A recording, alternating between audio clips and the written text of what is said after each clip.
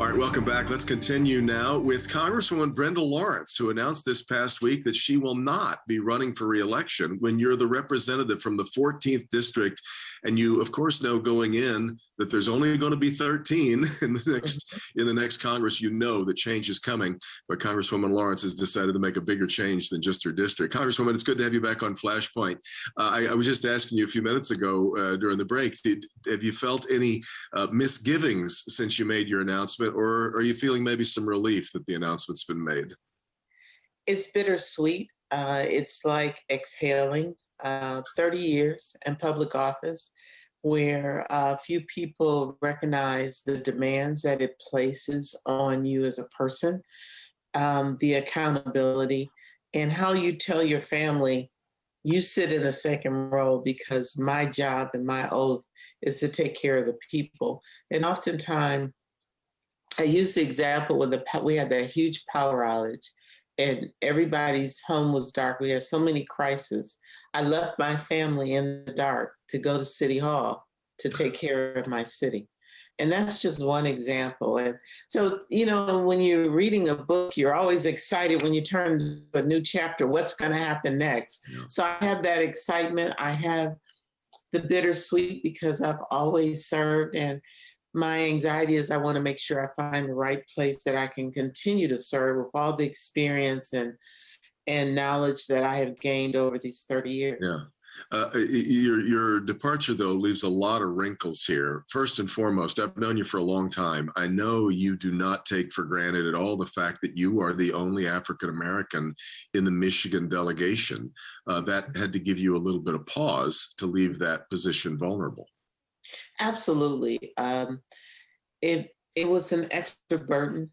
It was an extra responsibility, and it was an extra honor to serve in that capacity. So be very clear that, Devin, I will be finding and searching for that African-American candidate that can go from start to finish to representing this amazing community in Metro Detroit in Congress.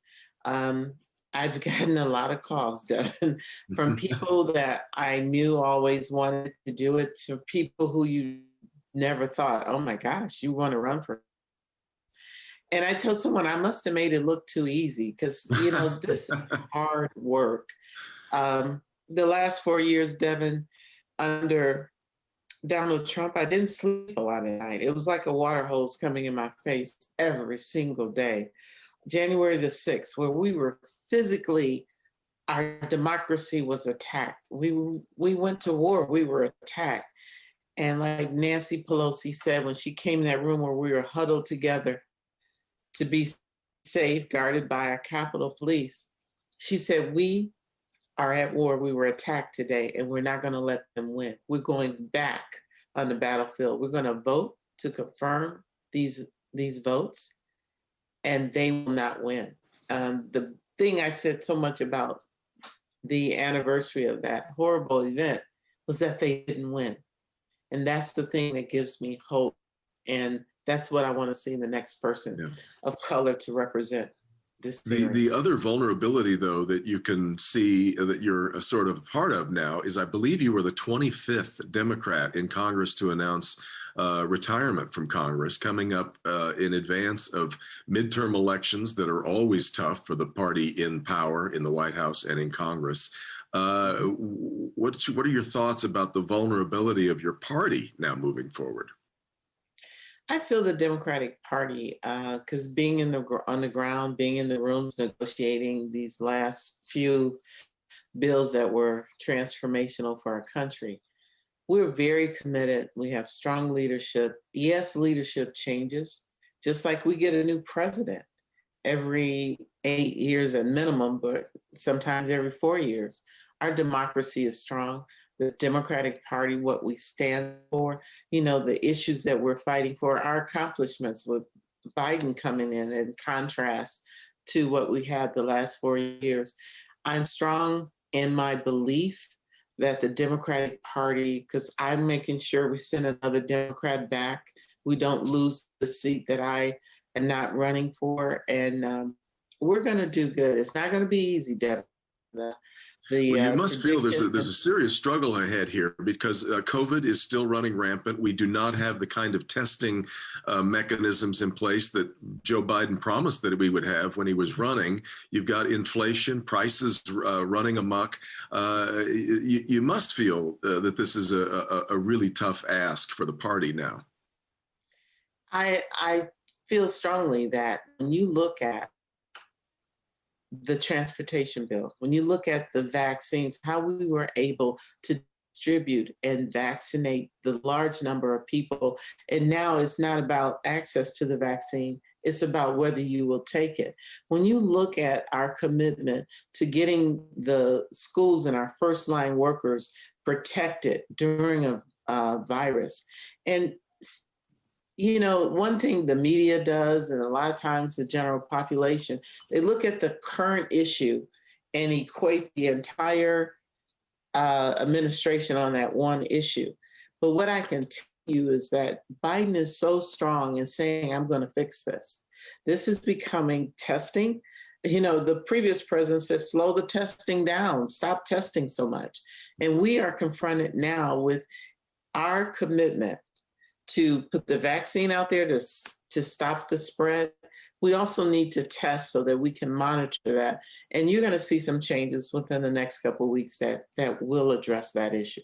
Lastly, I've just got about a little less than a minute left. I wanted to make sure, though, I got your thoughts on the way that these new districts have been drawn. Rashida Tlaib has already announced that she's kind of moving into what would have been presumably your district. Your thoughts and concerns that you might have about the districts as they stand now, because we know they're going to have to withstand legal challenges.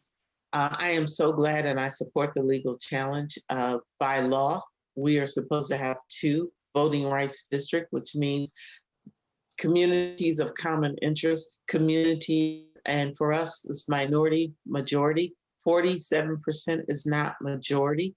And we have seen how they have taken the pockets of common interests of Black people, African Americans, and just parted up where there is no body that can actually elect someone who is representative of them. So I am very much in support of the challenge. I'm going to work to make sure we get another African American elected, and we're going to move forward. But before I leave, I just want to say thank you.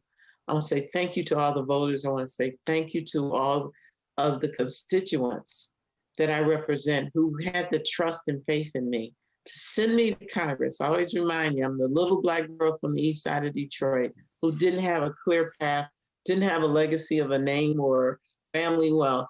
This is democracy. When you look at me, you think of the American dream and democracy, and I am so grateful. It's been an amazing ride. Thank you so much. Well, I'm grateful that we had a chance to talk today, but important to point out you still got a year's worth of service to go. Yes, I do. I'm still working. I'm still there. I know we'll be talking to you again soon in the future. Congresswoman, thanks very much for the time, and Happy New Year. Happy New Year to you. Be blessed. Thanks.